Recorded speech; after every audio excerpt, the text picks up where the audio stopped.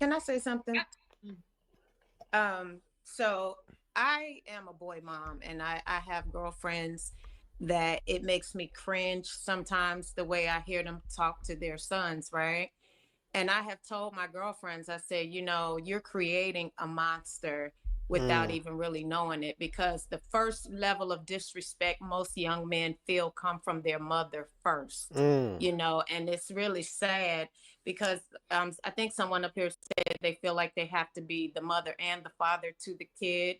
So, it's the way some women talk to their boys, and it's so disrespectful. And then I see that child, because he has to endure that because it's his mother. He's not going to mm. disrespect her most of the time. So when he becomes a grown man, then he feels like no woman will ever talk to me the way I was spoken to. And then they have this hard exterior, which I have noticed. I'm only speaking to what I've experienced. So if it doesn't apply, please let it fly. But I have seen young men that had to put up with their mother's Mhm. mouth when they were in the mother's home. And then when they get out of the home, now no woman will ever disrespect them like that. And I think it's sad because it's like Frederick Douglass say, it's easier to build strong children than to repair broken adults. Mm, mm, mm. That's a profound statement. It's easier to build strong children than to repair broken adults because the damage is already done. And she's speaking about single mother households, right? Where the single moms disrespect the boys or the sons in the house, and the sons can't fight back. So they are used to the toxicity. They're used to the the craziness, so in other words, when they grow up relating to other women, so if a woman disrespects him, he's used to it. That's why you guys have seen so many times men are in bad relationships, and you're asking himself, why does he let his woman talk to him like that? Why does he let his woman disrespect him like that? But that's because most likely his mom used to talk to him like that. Now if some may be lucky, they may go to therapy, they may get some positive male role models who may teach them, hey, listen, that's not how a relationship is. That's not how a woman should talk to you. That's not a positive relationship when you're going back and forth with a woman. But some guys are very unlucky, and they carry on that trauma, the generational trauma of thinking a relationship is where a woman talks to you whichever way with bad attitude. The whole thing of when women say men can't handle us, or men should handle us the way we are, comes from that exact thing that she talked about, where single moms talk to their sons so bad, and then the sons grow up emotionally unintelligent, and it's crazy. You understand what I'm saying? So you have to get these babies right when they're young, and preferably in a house where a father can teach them how to be a man, because we can't teach boys how to be men. We can't do it no Facts. matter how we try. We can teach Facts. them how to be soft and how to be gentlemen and all that stuff like that, but we cannot teach a boy how to be a man. We don't know how to speak to that because we're not men. Mm. And I just think we need to do a better job of allowing these children's fathers to be a part of their lives, because a lot of women, not all, get mad at the father and don't want the father around the child, and then Mm. that becomes an issue as well. Yeah, because they use the kids to get back at the father. Because trust me, guys, not every man who's on child support, not every man who has visitations, not every man who's dragged to child support or family court doesn't want to be a part of his kids. It's because some single moms, hate the father so much, so they use the kids to hurt the father. They use the kids to control the father, to do what she wants. They use the kids, especially when the father moves on with another woman who gives him peace. So they use the kids against the father. Now, sometimes if the guy is lucky, once the kids become 18 and start questioning, why was my father not there? Why was my father not doing ABCD? They may question, and then they get the answers, and then they actually turn to hate the mom. It's like, why were you keeping my father away from me? It happens all the time, man. When kids grow up and they realize the mothers were using them as bait against the father, they start to hate the mom. But by that time, the damage is done. They have lost so much time with their fathers. now you have this child around you constantly because you're pissed off at the father. We have to separate emotions from raising a child. Just because he don't like you don't mean he doesn't love his child. And that's Mm. what I mentor young ladies, because it's so important to me. I want to see our girls do better. They call me auntie, so if I'm gonna be an auntie, I'm gonna do it right. I'm gonna try to keep you from banging yourself upside the head so that you can go off and be better, because each one got to reach one. That's how I feel. And this is a sensitive topic for me because children, they don't get to choose their parents. They get Facts. handed what they get handed. And Yep. sometimes it's not a good thing, and women are very emotional. We are driven more by emotion. And when things go bad with the dad, we tend to take it out on the children. It's a lot. And like I said, I'm not saying all, but that single mother thing that we be so proud of, I don't need you, I could do it by myself. No, you can't, because your emotions won't let you. And when you get pissed off because you're carrying the weight of the world on your shoulder, then your children suffer. And I'll land right there. Man, shout out to Boston's finest. Any woman who holds other women accountable is a queen to me. We throw out this whole queen thing every now and then. Women like to call themselves queens, but for me, the real queens are the women who all hold other women accountable. Because trust me, they are going to call her a pick me. Other women are going to call her a pick me. Other women are going to attack her character just for speaking the truth, just for holding them accountable. Because it's already bad enough if a man tries to hold a woman accountable. They're going to cancel you and say all kinds of shit. But when a woman holds other women accountable, I love it. It just gives her queen energy. It makes her more beautiful because it's rare. It rarely happens. So when it happens, we have to celebrate the woman. And man, shout out to this lady. Exactly, Boston. I agree with everything you said. So let me just chime in real quick, and I just want to say this towards the topic. Everybody made good points, by the way, but I do want to say this because I know people try to talk about how the men are leaders and how upbringing impacts their ability to lead. But what I will say to that is, if we're going to hold men accountable for how they lead, we also have to be honest about who taught them. You know what I'm saying? How to handle emotions, conflict, and women. And that usually starts with the mother.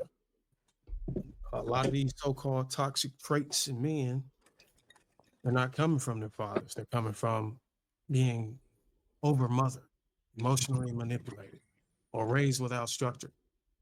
So what I do want to say to everybody out there in the chat, that's if you want better man, you got to raise boys in homes where the woman respects the man so the boy learns how to respect himself. Because I Facts. strongly believe that if the boy was able to witness the father figure, his father, whatever, whoever is in the household, if he's able to witness the man being respected by the woman, it indirectly impacts his ability to respect his own self. And I'll land right there. Yeah, it's like if the boy saw, because it's one thing to have a toxic single mom. I mean, there's no father, so all he knows is a couple of men coming in and out of the house, seeing the mom dating multiple men, and the mom being toxic towards him, raising her voice, and or sometimes even making him a son husband, making him the man of the house. But it's even worse to me. It's even worse because just because the dad is in the house doesn't mean he's setting a good example for the son. Sometimes the dad will be in the house and then the mom and the father are always fighting, but the kids are watching. So to them, the kids grow up watching the toxic environment between the mom and the dad, and they think that's what a healthy relationship looks like. When the mom is disrespecting the dad or the dad is disrespecting the mom, and they're going back and forth. So the son is growing up seeing this dysfunctional relationship, and once he goes out in the world, guess what type of relationships he's going to seek out?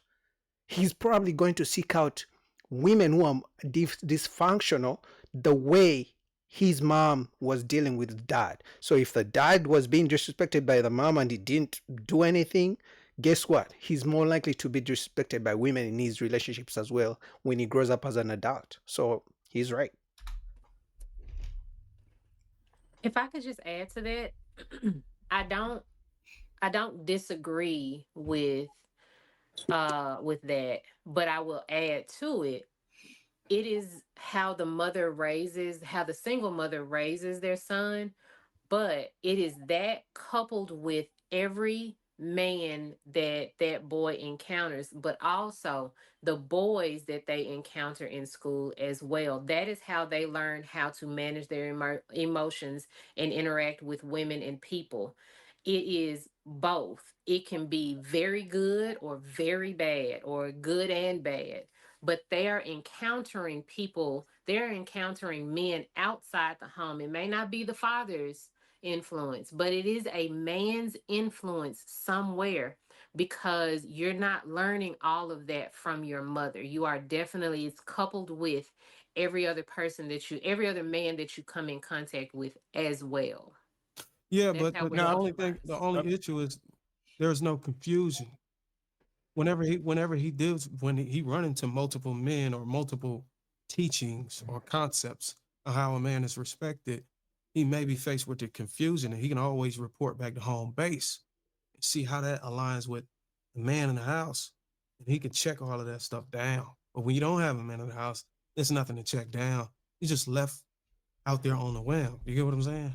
Um, Yeah, because even if the kid, the son, he gets to interact with other boys at school or in the society, in the community, who are not being raised right, eventually, if the dad and the mom are in the house and they're doing a good job, they will pick up on those characteristics that he picks from the outside. So it's on them, the parents, to reinforce good habits, good behaviors, good characteristics.